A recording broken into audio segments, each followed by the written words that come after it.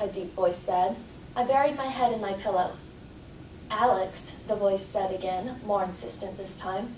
A finger traced the ridge of my ear, and the light touch enough to tickle. I rolled away and pried open my sleep-encrusted eyes. A confusing array of colors swirled in my vision.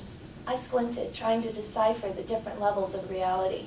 One of the first lessons taught in academy had been how to maintain mental shields, even during sleep. But every morning for the last month, I'd awoken to madness of colors and multiple planes of reality. I concentrated on my mental shields, envisioning the vines surrounding my psyche as a solid wall with no gaps. Slowly, the world resolved itself back into my bedroom, washed in morning light. I sat up. Death stood less than a foot from the side of my bed. He smiled at me, his dark hair loose around his face and his thumbs tucked into the pockets of his jeans.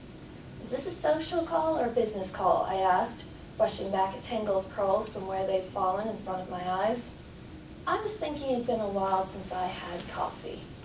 Social.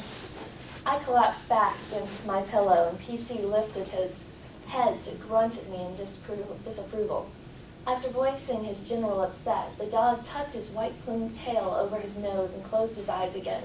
I seriously wished I could do the same, but Death was still standing there, still watching, with a grin on his face.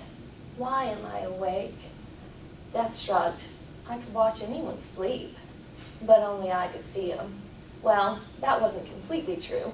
Any grave witch could see and talk to soul collectors, if the witch straddled the chasm between the living and the dead, but I was the only grave witch I knew who could see collectors while not in touch with the grave.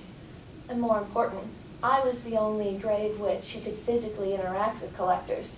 Death had been visiting me since I was a child. Let's stop there, because if I go too much further, there are spoilers for those who have not read the first book.